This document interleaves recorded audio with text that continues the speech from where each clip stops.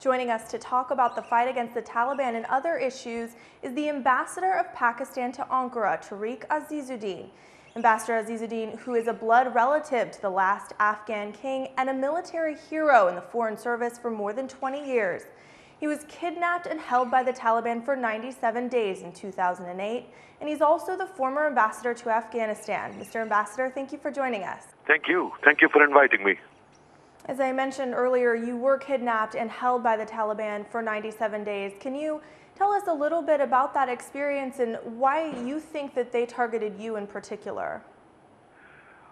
Well, to start with, it was a horrible experience. They were looking for high-value targets inside Pakistan for the reason that a large number of their friends or comrades had been arrested by the government of Pakistan for engaging in activities which were in violation of the law of the land.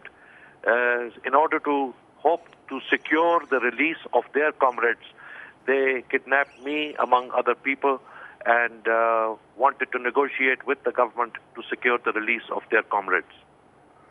And reports say that they weren't successful, but you were safely released, correct? That is correct. They weren't successful. Their people are still held in very successful to the extent that the Al-Qaeda was captured. There was no success there because the Al-Qaeda escaped from Afghanistan and were pushed into Pakistan across the long 2,500-kilometer border, which is also used by hundreds and thousands of refugees who cross from Afghanistan into Pakistan each day. Pakistan has tried to negotiate peace with the Taliban. We saw it recently backfire when they then took it upon themselves to try and take over further areas of Swat. Also, now in Waziristan, the Taliban has pulled out of the peace deal there. What are the chances of negotiating with the Taliban, and why has it been so unsuccessful if we're giving them what they say they want? Negotiation was used as a first option because violence was not being successful even across the border in Afghanistan. We hoped that with negotiation we will be able to control and pacify these militants, these extremists. But when the negotiations failed, agreements concluded were violated by them, the government of Pakistan decided enough is enough.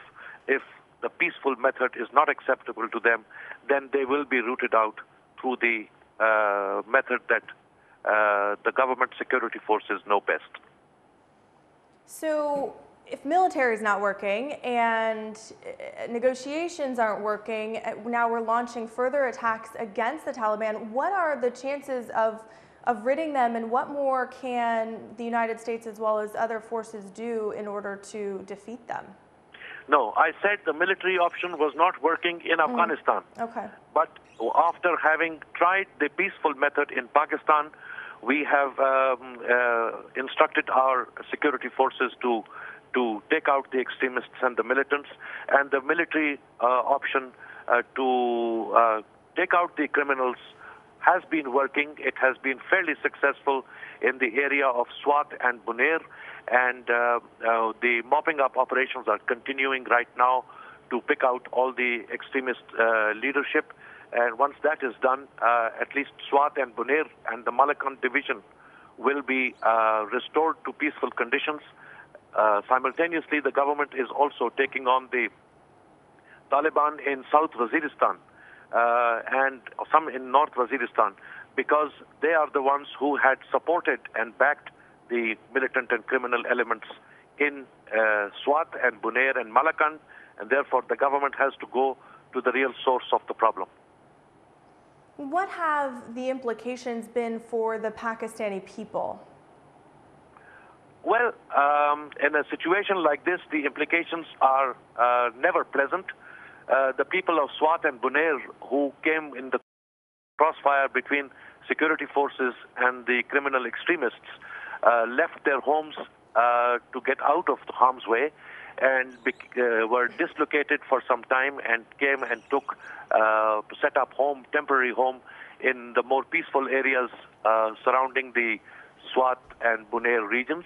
They are there in refugee camps, but they are also there in the homes of relatives and friends, well-wishers, philanthropists, good people who are opening their hearts and homes for these people to give them a temporary shelter until they are able to return to their own homes.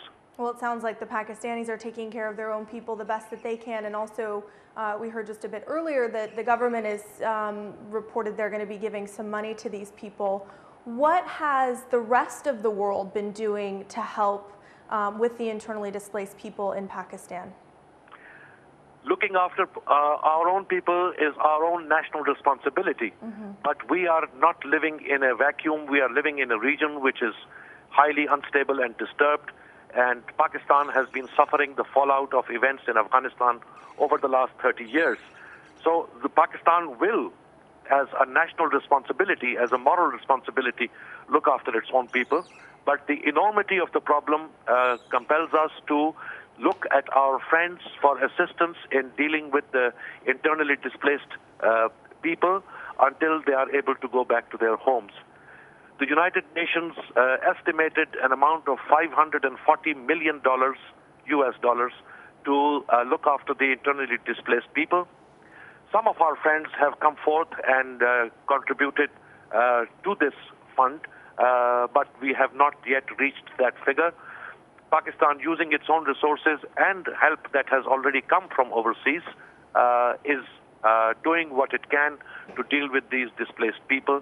I must put on record that the government of Turkey, which has always stood by Pakistan in times of difficulty, has contributed an initial amount of $10 million and has sent 4 plane loads of materials and equipment required for the